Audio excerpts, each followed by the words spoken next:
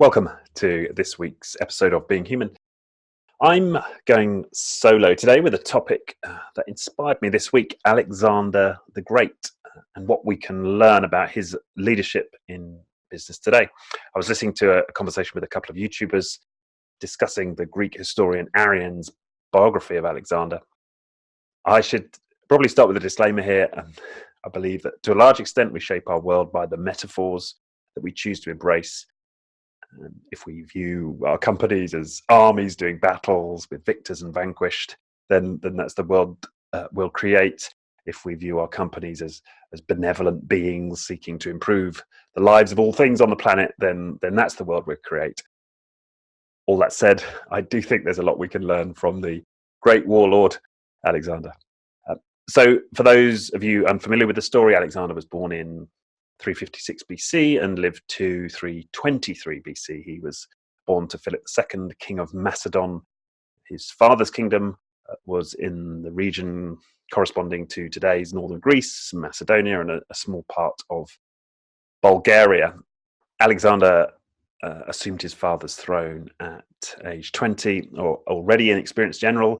His campaigning across the region led him to expand his empire to Egypt to his south, and over to the west, to what is now Turkey and Iran, over as far at the end of his reign at modern India. And he created one of the largest empires in the ancient world.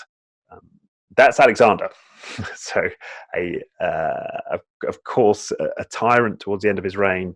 There's a lot that can be said about the dark side of Alexander. But nonetheless, a brilliant man in many ways. And there are a few stories I'd like to share, or at least a few aspects of how he led. So the first was how Alexander would organize for battle. Alexander didn't create fixed positions for his generals. And as I understand it from this conversation I was listening to, the generals would assemble outside of his tent during preparations for battle. And Alexander would choose the generals best suited for a particular mission or part of the campaign. I found myself reflecting on how often I found myself in a position where the boss that you have doesn't really feel like the best fit for the job. Maybe they were the best fit 6 months ago or a year ago, but not now. So I suppose the weakness of Alexander's system was his fallibility as an individual leader, doing the picking of the generals, but the idea for allowing some emergence in who should lead the battle makes a lot of sense, as opposed to the situation we're often in large businesses where the same person can occupy the same position for years. The second important point about Alexander is that the philosopher Aristotle tutored him as a boy. So imagine that, having one of the most important philosophers in history as your childhood tutor. One of the things that Aristotle imparted on Alexander was the need to study what is before taking action. Alexander was an adept strategist, undefeated in battle. If he appeared trapped in a mountain pass or outnumbered, he was very skilled at tuning in to the reality of his circumstances before he formulated his strategy. And it reminded me of the method espoused by Glenda Ouyang.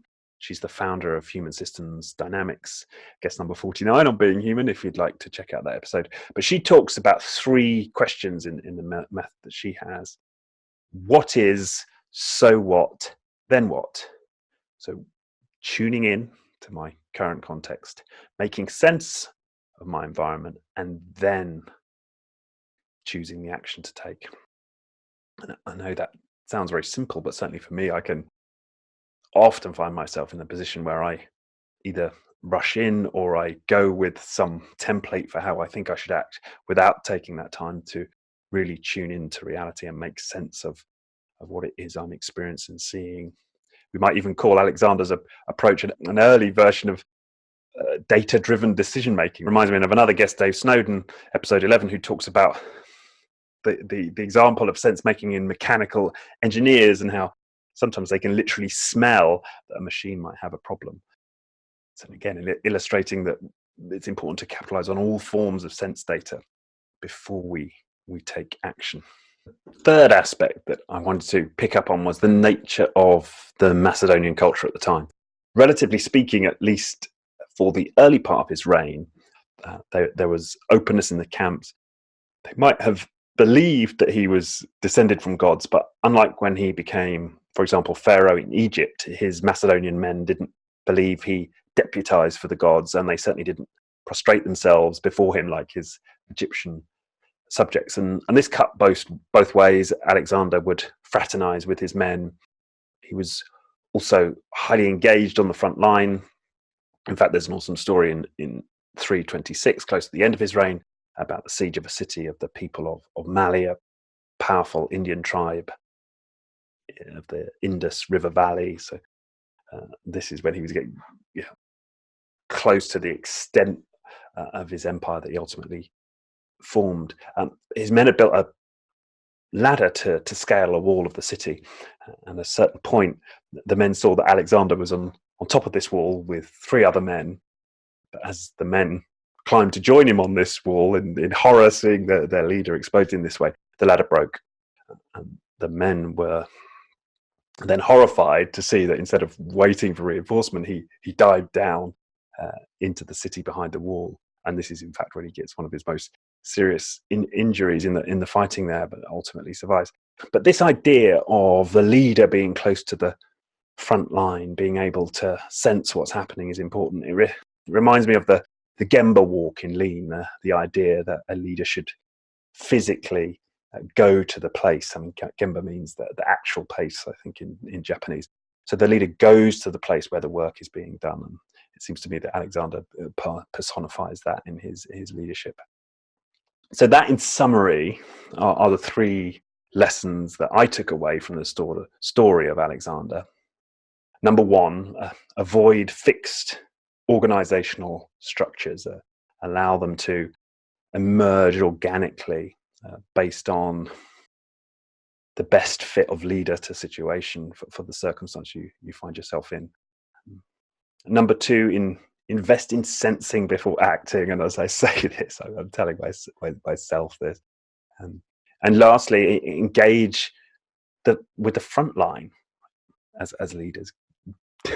Do the Gemba walk, get out there, spend time amongst those who are closest to the action, and avoid the deferential hierarchies that exist in so many organizations that prevent information and insight flowing to the top of the organization. Easy to say, I get it, harder, of course, to implement in practice, but some really powerful lessons, I thought.